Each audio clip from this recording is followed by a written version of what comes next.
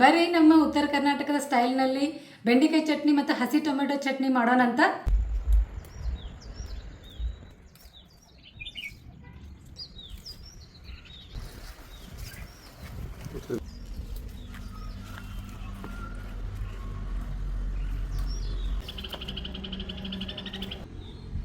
ಇಲ್ಲೊಂದು ಸ್ವಲ್ಪ ಬೆಂಡೆಕಾಯಿನೂ ಆಗ್ಯಾವ, ಬೆಂಡೆಕಾಯಿನೂ ತೊಗೊಂಡ್ಬಿಡ್ತೀನಂತ.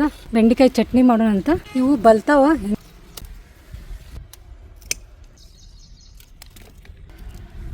ಬೆಂಡೆಕಾಯಿ ಬಲ್ತಿದ್ವು ಅಂದ್ರೆ ಪಲ್ಯ ಮಾಡೋಕ್ಕೆ ಚಲೋ ಆಗಂಗಿಲ್ಲ, ಅದಕ್ಕೆ ಇದನ್ನು ಚಟ್ನಿ ಮಾಡಿಬಿಡ್ತೇನಂತ. ಚಟ್ನಿ ಹೆಂಗೆ ಮಾಡೋದಂತ ಈ ರೆಸಿಪಿನ ನಿಮ್ಮ ಜೊತೆ ಶೇರ್ ಮಾಡ್ಕೊಳ್ತೀನಿ. ಇಲ್ಲೊಂದು ಸ್ವಲ್ಪ ಈ ಗಿಡದಾಗ ತೊಗೊಂಡ್ಬಿಡ್ತೀನಿ ಇವನ್ನ.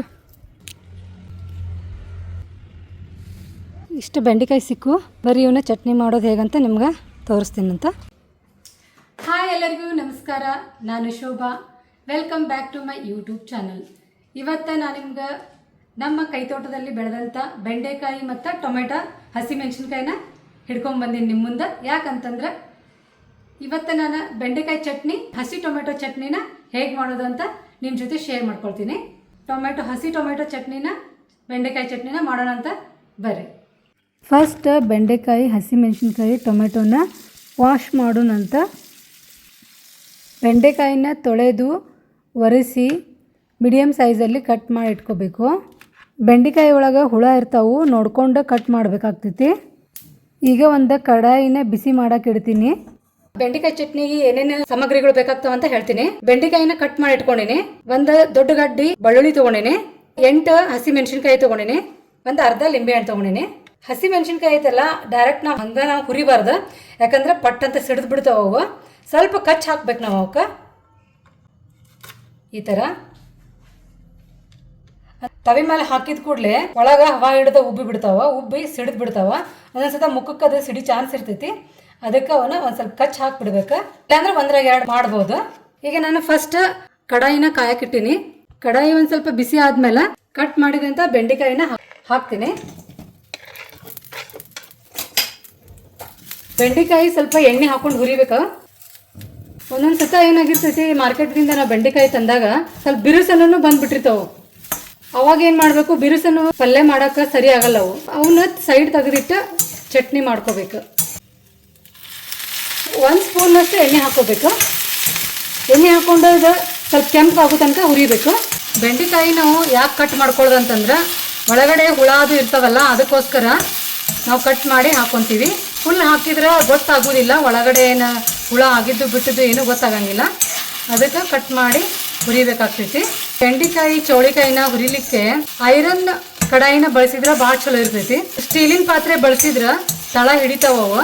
ಅದಕ್ಕೆ ಐರನ್ ಒಳಗನ ಹುರ್ಕೊಂಡ್ರೆ ಭಾಳ ಚಲೋ ಹುರಿತಾವು, ಆಮೇಲೆ ತಳನೂ ಹತ್ತಂಗಿಲ್ಲ.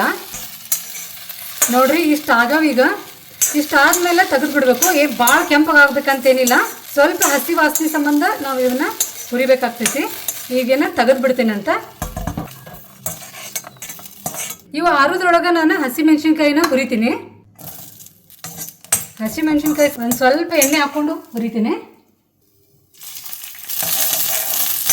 ಭಾಳ ಹುರಿಬಾರ್ದು, ಜಸ್ಟ್ 1-2 ಸತಿ ಫ್ರೈ ಮಾಡಿ ತೆಗೆದು ಬಿಡ್ಬೇಕು. ಕಡಾಯಿ ಕಾಯ್ದಿರ್ತೈತಲ್ಲ, ಅದಕ್ಕೆ ಬೆಳ್ಳುಳ್ಳಿನೂ ನಾನು ಇದ್ರೊಳಗನ ಒಗೆದ್ಬಿಡ್ತೀನಿ. ಬೆಳ್ಳುಳ್ಳಿ ಖಾರ ಜಾಸ್ತಿ ಇದ್ರೇನ ಚಟ್ನಿ ಟೇಸ್ಟ್ ಬರ್ತಾವು. ಈಗ ಲಾಸ್ಟಿಗೆ ಕರಿಬೇವನು ಹಾಕ್ಬಿಡ್ತೀನಂತ. ನಾನು ಇದ್ರೊಳಗೆ ಕೊತ್ತಂಬರಿ ಏನು ಹಾಕಂಗಿಲ್ಲ. ಕೊತ್ತಂಬರಿ ಹಾಕಿದ್ರೆ ಸ್ವಲ್ಪ ಬೇಗ ಹಾಳಾಗ್ತೈತಿ. 2-3 ದಿವಸ ಇಟ್ಟು ತಿನ್ಬೋದು ಇದನ್ನ. ಗ್ಯಾಸ್ ಆಫ್ ಮಾಡಿಬಿಡ್ತೀನಿ. 1-2 ನಿಮಿಷ ಆರಿದ್ಮೇಲೆ ಇದನ್ನ ಮಿಕ್ಸಿಗೆ ಹಾಕೊಳ್ಳೋಣಂತ. ಒಳಕಲ್ಲೊಳಗೆ ಕುಟ್ಬೋದು, ಒಳಕಲ್ಲಿದ್ರೆ ಚಲೋ ಆಗ್ತೈತಿ. ಈಗ ಸ್ವಲ್ಪ ಆರ್ಯಾವ, ಮಿಕ್ಸಿಗೆ ಹಾಕೊಳ್ಳೋಣಂತ. ಫಸ್ಟ್ ನಾನು ಬೆಳ್ಳುಳ್ಳಿ, ಹಸಿಮೆಣ್ಸಿನ್ಕಾಯಿನ ಹಾಕ್ತೀನಿ. ರುಚಿಗೆ ತಕ್ಕಷ್ಟು ಉಪ್ಪು ಹಾಕ್ತೀನಿ. ಅರ್ಧ ಲಿಂಬೆಹಣ್ಣು ಹಾಕ್ತೀನಿ ಇದ್ರೊಳಗನ. ಇದು ಬೆಂಡೆಕಾಯಿ ಸಪ್ಪ ಆಗ್ತೈತಲ್ಲ, ಅದಕ್ಕೆ ಲಿಂಬೆಹಣ್ಣು ಹಾಕ್ಬೇಕು.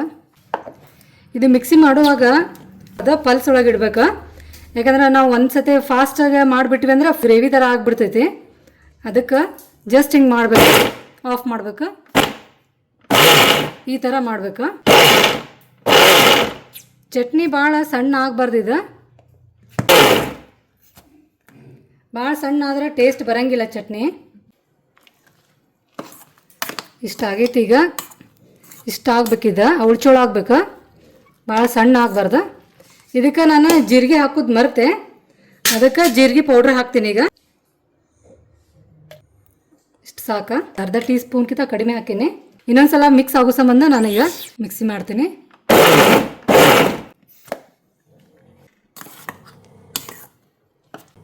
ನೋಡಿರಿ, ಬೆಂಡೆಕಾಯಿ ಚಟ್ನಿ ರೆಡಿ ಆಯ್ತು. ಈಗ ಈ ಚಟ್ನಿನ ಒಂದು ಬೌಲ್ ಒಳಗೆ ಹಾಕ್ಬಿಡ್ತೀನಿ. ಈಗ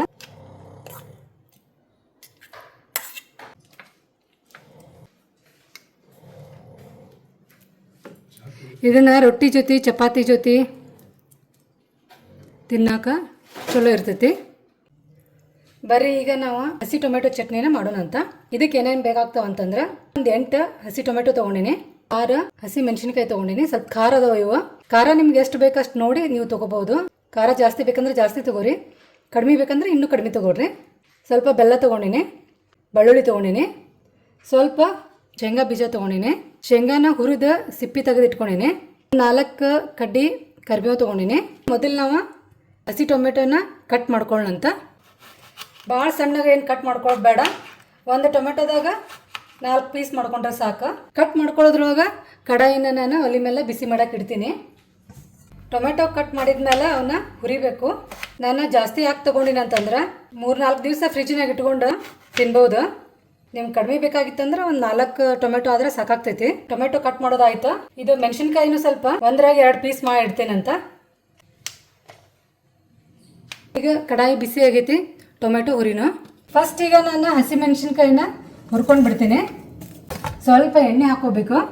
ಬೆಂಡೆಕಾಯಿ ಹುರಿದಿನಲ್ಲ, ಅದ ಕಡಾಯಿ ಒಳಗೆ ಹುರಿತೀನಿ. 1 ನಿಮಿಷ ಹುರಿದ್ರೆ ಸಾಕು ಹಸಿ ಮೆಣಸಿನ್ಕಾಯಿ. ಇದ್ರೊಳಗೆ ಈಗ ಬೆಳ್ಳುಳ್ಳಿ ಹಾಕೊಂಡ್ಬಿಡ್ತೀನಿ, ಕರಿಬೇವನು ಹಾಕ್ಬಿಡ್ತೀನಿ, ಅರ್ಧ ಟೀ ಸ್ಪೂನ್ ಜೀರಿಗೆ ಹಾಕ್ತೀನಿ. ಈಗ ಇದನ್ನ ಭಾಳ ಹುರಿಬಾರ್ದು, ತೆಗೆದು ಬಿಡಬೇಕು. ಟೊಮೆಟೊನ ಹುರ್ಕೊಳ್ಳೋಣಂತ. ಅರ್ಧ ಟೀ ಸ್ಪೂನ್ ಎಣ್ಣೆ ಹಾಕ್ತೀನಿ ಅಂತ. 2-3 ನಿಮಿಷ ಹುರಿಬೇಕು. ಗ್ಯಾಸ್ ಆಫ್ ಮಾಡಿಬಿಡೋಣ. ಈಗೇನು ಮಾಡ್ಬೇಕಂತಂದ್ರೆ, ಒಂದು 2 ಹನಿ ನೀರು ಹಾಕಿ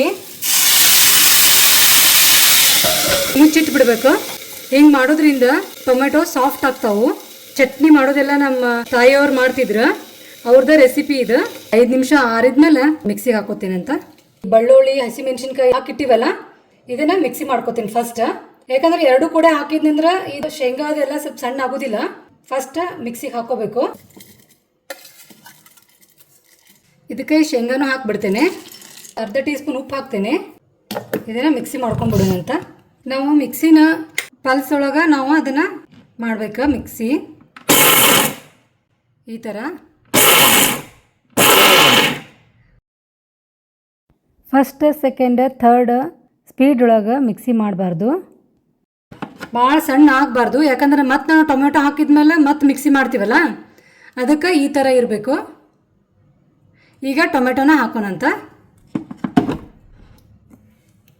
ಒಂದು ಸತಿ ಇದನ್ನು ಮಿಕ್ಸ್ ಮಾಡ್ಕೊಂಬಿಡೋಣ. ಉಪ್ಪು ನಿಮ್ಗೆ ಎಷ್ಟು ಬೇಕಷ್ಟು ನೋಡಿ ಟೇಸ್ಟ್ ಪ್ರಕಾರ ಹಾಕೋರಿ. ಟೊಮೆಟೊ ಹುರಿದ್ಮೇಲೆ ಭಾಳ ಸ್ವಲ್ಪ ಕಾಣಿಸ್ತಾವೆ ನೋಡ್ರಿ. ಹುರಿಯೋಕ್ಕಿಂತ ಮುಂಚೆ ಜಾಸ್ತಿ ಅನ್ನಿಸ್ತಾವ, ಹುರಿದ್ಮೇಲೆ ಕರಗಿ ಬಿಡ್ತಾವ. ಇದ್ರಾಗ ಲಿಂಬೆ ಹಣ್ಣು ಹಾಕೋ ಅವಶ್ಯಕತೆ ಇಲ್ಲ, ಯಾಕಂದ್ರೆ ಟೊಮೆಟೊ ಮೊದಲ ಹುಳಿ ಇರ್ತಾವು. ಸ್ವಲ್ಪ ಆಲಿವ್ ಆಯಿಲ್ ಹಾಕ್ತೀನಿ ನಾನು, ಹಾಕ್ಲಿಲ್ಲ ಅಂದ್ರೆ ನಡಿತೈತಿ, ಹಾಕ್ಬೇಕಂತೇನಿಲ್ಲ. ಇದನ್ನು ಅದೇ ಥರ ಒಮ್ಮೆ ಫಸ್ಟ್ ಸೆಕೆಂಡ್ ಸ್ಪೀಡ್ ಒಳಗೆ ಇಡಬಾರ್ದು, ಮಿಕ್ಸಿ ಪಲ್ಸ್ ಒಳಗೆ ಇಟ್ಕೋಬೇಕು. 2-3 ಸತಿ ತಿರ್ಗಿಸೋದ್ರೊಳಗೆ ರೆಡಿ ಆಗಿಬಿಡ್ತೈತಿ, ಯಾಕಂದ್ರೆ ಟೊಮೆಟೊ ಎಲ್ಲ ಸಾಫ್ಟ್ ಆಗಿರ್ತಾವಲ್ಲ. ಈಗ ನೋಡ್ರಿ ರೆಡಿ ಆಯ್ತು ಟೊಮೆಟೊ ಚಟ್ನಿ. ಇನ್ನೊಂದು ಸ್ವಲ್ಪ ಹಾಕ್ಬಿಡ್ತೀನಿ ಮಿಕ್ಸಿಗೆ.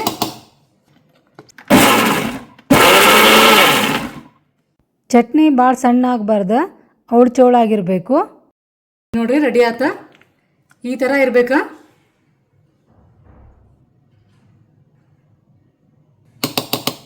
ಬೌಲ್ಗೆ ಟ್ರಾನ್ಸ್ಫರ್ ಮಾಡ್ಕೊಂಡ್ಬಿಡ್ತೀನಿ.